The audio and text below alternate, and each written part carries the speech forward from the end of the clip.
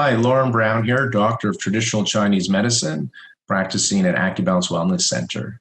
I like to do my best to make fertility easier for the couples I get to see. And often we have a discussion about what is this FSH and why are they measuring my estradiol? What does this mean? I like the idea of Einstein's quote, make everything as simple as possible, but not simpler. And so that's my goal or my intention here with this video. So when you think of FSH, follicle stimulating hormone coming from the brain, it's communicating to your ovaries to grow follicles. And so I think of it as a loud voice saying, grow, grow, grow. So the brain is communicating to the ovaries to grow follicles. So that hormone FSH is yelling grow. So the higher the FSH, the louder it is. Now, when your follicles start to grow and you grow multiple follicles in a cycle, one will become dominant and the rest will get absorbed, just so you know. When you're growing these follicles, they produce a hormone called estradiol. And so estradiol, one of the estrogens, that's the follicles saying back up to the brain, I hear you, I hear you. And so when the brain gets communicated to that the follicles are growing based on the estradiol, I hear you, the brain gets quieter. So it continues to say grow with FSH, but at a lower volume. So the FSH would go down, grow, grow, grow. And for whatever reason, only one of those follicles has really good hearing. And so it continues to grow. But the rest of the follicles that started can't hear that low FSH volume. So they stop growing and just get reabsorbed into your body. And so as this follicle continues to grow, because the brain's saying grow, grow, grow, quieter, quieter, and the estradiol is getting louder, we hear you, or I hear you, because now there's just one. When it reaches its peak, it's so loud that now the brain triggers a hormone called LH, luteinizing hormone. And that hormone causes that follicle to do its final maturation and to be released.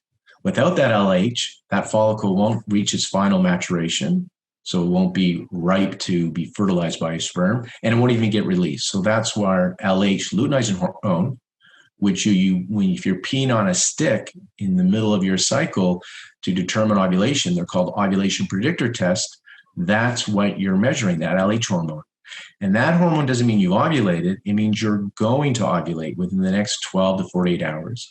And so if you're testing and timing intercourse around ovulation, when you get that positive LH surge, then you'll want to have intercourse on that day and the next day. Now, just so you know, with sperm in the female's vaginal tract and the female body, it can live on average 3 to 5 days. And so it's normal and okay and encouraged to have intercourse leading up to ovulation.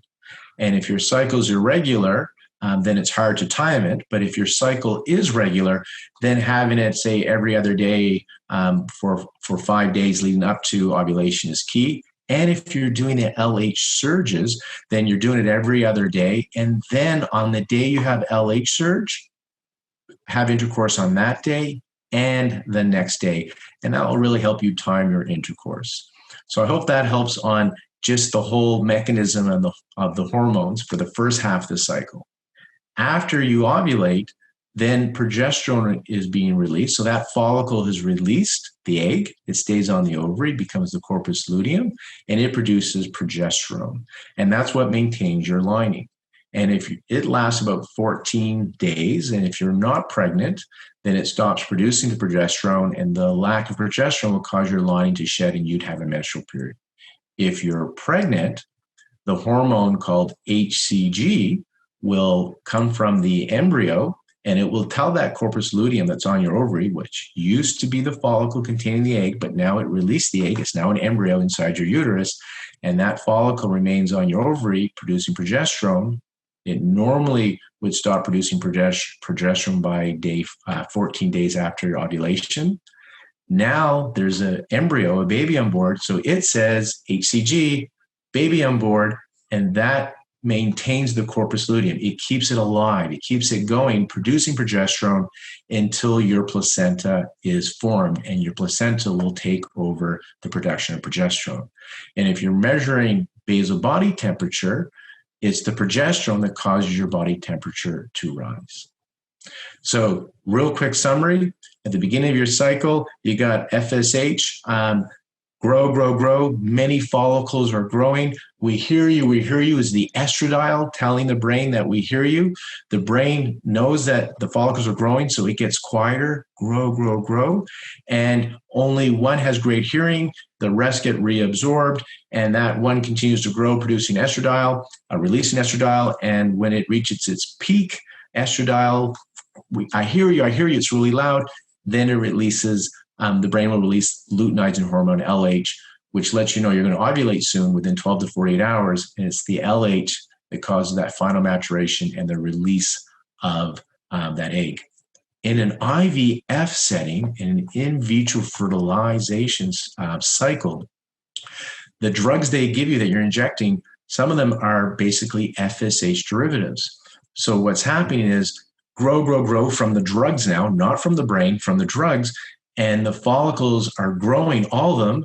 I hear you. That's the estradiol. That's why they're measuring your blood, the estrogen, the estradiol throughout your IVF cycle. But this isn't the brain now. You're getting it through the medication, the FSH, to grow.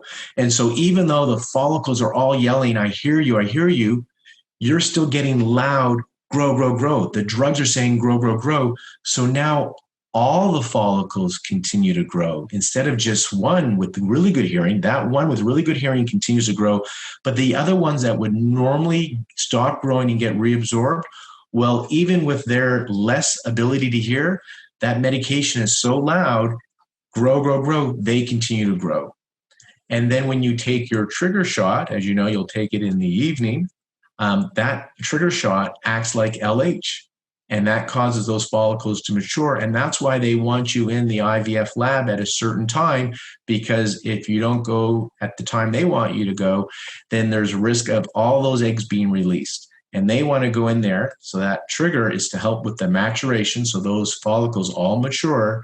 And so when they go in to remove your eggs from each of those follicles, they're mature.